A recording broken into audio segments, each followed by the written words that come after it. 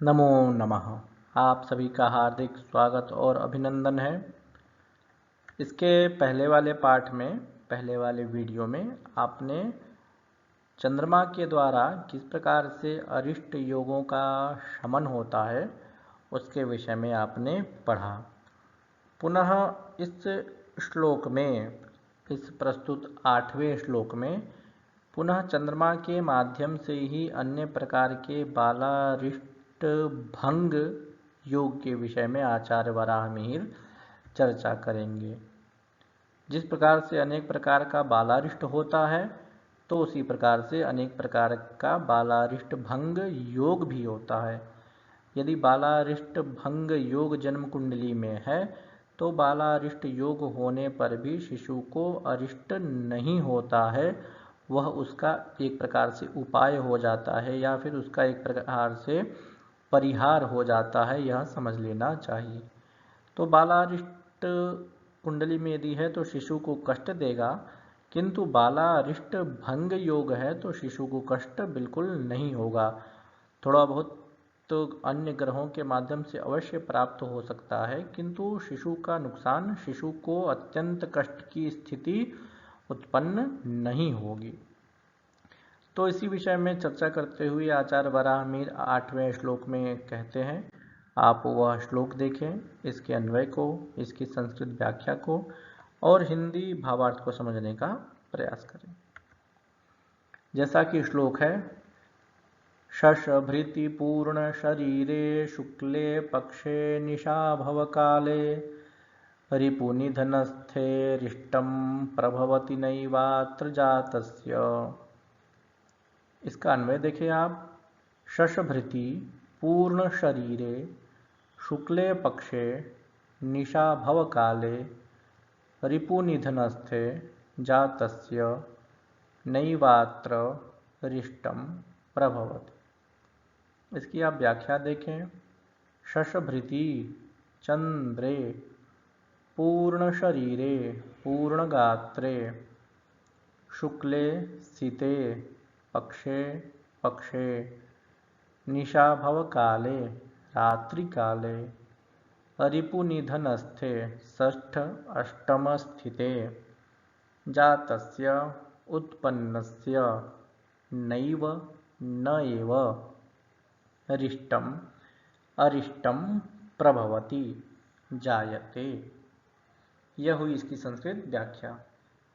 अब इसके हिंदी भावार्थ को समझने का हम प्रयास करेंगे कि आचार्य वराहमिहिर इस श्लोक में किस नए तथ्य के विषय में चर्चा कर रहे हैं। तो आचार्य वराहमिहिर पुनः इस श्लोक में चंद्रमा के द्वारा ही जो बालारिष्ट योग का भंग होता है उसी को बता रहे हैं। पूर्व वाले जो श्लोक थे तो लगभग उसी से मिलता जुलता यह सूत्र है या उसी से मिलता जुलता यह श्लोक है, आप ऐसा कह सकते हैं। तो कह रहे हैं कि चंद्रमा जो है शशभृति, शशभृति अर्थात चंद्रमा पूर्ण शरीर वाला होना चाहिए, जैसा कि इसके पूर्व वाले श्लोक में भी ऐसा ही आचार्य का निर्देश था। तो चंद्रमा जो है पूर्ण शरीर वाला होना चाहिए और शुक्ल पक्ष का जन्म होना चाहिए। उसमें भी शुक्ल पक्ष में भी रात्रि काल में शिशु का जन्म होना चाहिए। तो ऐसी स्थिति में यदि छठे स्थान या 8वें स्थान पर चंद्रमा होकर के बालारिष्ट योग का निर्माण कर रहा है, तो भी वह बालारिष्ट योग उस जातक के ऊपर प्रभावित नहीं होगा, क्योंकि रात्रि काल का जन्म है, चंद्रमा पूर्ण बलवान है और शुक्ल पक्ष का जन्म है। चंद्रमा के माध्यम से ही अरिष्ट योग का निर्माण होता है। तो चंद्रमा यदि दुर्बल होगा तब विशेष अरिष्ट की प्राप्ति जातक को होगी, किंतु यदि चंद्रमा सबल है अर्थात बलवान है तो अरिष्ट योग को वह नुकसान करता है, मतलब अरिष्ट योग को वह नष्ट कर देता है, अरिष्ट योग को समाप्त करके शुभता की वृद्धि को वह प्रदान करता है। तो यदि चंद्रमा पूर्ण बलवान है, मतलब पूर्ण शरीर वाला है और शुक्ल पक्ष का जन्म है और रात्रि काल में शिशु का जन्म है, तो बालारिष्ट योग प्रभावी नहीं होगा, अर्थात बालारिष्ट योग का भंग हो जाता है। तो ऐसे ही बहुत सारे योग जो हैं चंद्रमा से संबंधित हैं बालारिष्ट के, और भंग के भी, बालारिष्ट योग भंग के भी बहुत सारे ऐसे सूत्र हैं जो चंद्रमा से ही संबंधित होते हैं। क्योंकि इसके पहले आचार्य का निर्देश था कि बालारिष्ट का जो प्रमुख कारक ग्रह होता है वह होता है चंद्रमा।